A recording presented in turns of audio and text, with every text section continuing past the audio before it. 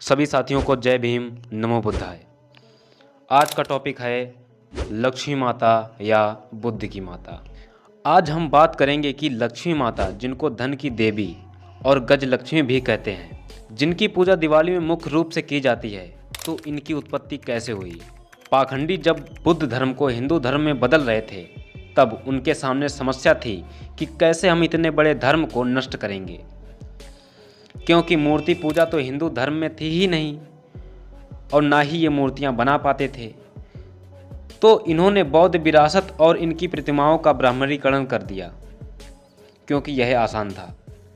जैसे बुद्ध को विष्णु में बदल दिया, दीपदान उत्सव को दिवाली में बदल दिया, और इसी प्रकार इन पाखंडियों ने बुद्ध की माता महामाया को लक्ष्मी माता में तब्दील कर दिया।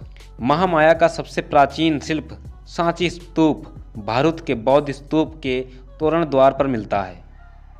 इस द्वार पर शिल्पकला के माध्यम से चित्रकारी करके चित्रों को उकेरा गया है, जिसमें 2 चित्र बुद्ध की माता महामाया के भी हैं। पहला, महामाया को गर्भ धारण होने की रात्रि आए हुए सपने की घटना। ये बुद्ध की माता हैं, जिसमें एक हाथी को महामाया के गर्भ में जाता हुआ दिखाई देता है। और दूसरा, ये है बुद्ध जन्म के बाद 2 हाथियों द्वारा महामाया को स्नान कराने की घटना। इस घटना का शिल्पकारों ने शिल्प बनाया, जिसमें महामाया एक तालाब में एक कमल पर बैठी हुई हैं और उनके एक हाथ में कमल दिखाया गया है। कमल यानी बुद्ध जन्म का प्रतीक। बुद्ध स्वयं मूर्ति पूजक और मूर्ति पूजा का खंडन करते थे, जिससे उनकी अशोक के समय तक कोई मूर्ति नहीं बनी थी।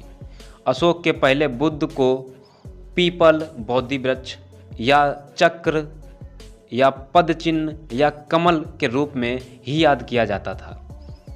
जो अशोक ने 84,000 स्तूप बनवाए थे, उनमें हजारों स्तूपों में यही चित्र उकेरा गया था। अगर आपको ऐसा चित्र या इस तरीके से बना हुआ कोई भी चित्र कोई भी मंदिर में मिलता है, तो वो सभी बौद्ध विहार ही हैं, जिनका ब्राह्मणीकरण करके एक नया रूप दे दिया गया है। महामाया को बुद्ध से अलग कर विष्णु के साथ दर्शाया जाने लगा।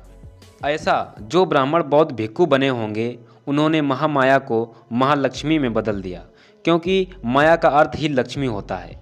तो धीरे धीरे हमारे मूल निवासियों को सही इतिहास भुला दिया गया। महालक्ष्मी कोई और नहीं बल्कि बुद्ध की माता महामाया ही हैं।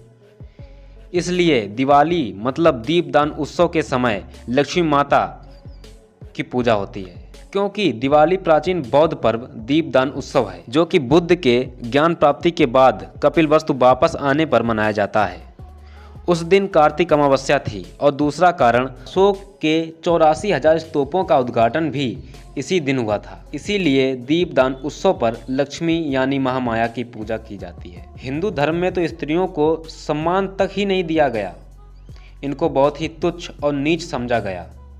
इनको बहुत हेय की दृष्टि से देखा जाता था, क्योंकि ब्राह्मणों ने धर्म का झांसा देकर हिंदू महिलाओं को नग्न रहने पर भी मजबूर कर दिया था। तो अब उन महिलाओं को देवी बनाकर उनकी पूजा पाठ कैसे कर सकते हैं ये? क्योंकि उस समय जब कोई भी पाखंडी चित्रकारी देखता था, तो उनमें बुद्ध की माता महामाया आम तौर पर दिख जाती थी। यही कारण था कि महामाया को महालक्ष्मी बनाकर पूजने लगे और बौद्ध इतिहास को दबा दिया। तो दोस्तों, अब घर वापसी का समय है। सभी लोग बौद्ध हो जाओ और पाखंड, अंधविश्वास, परंपराओं से दूर हो जाओ।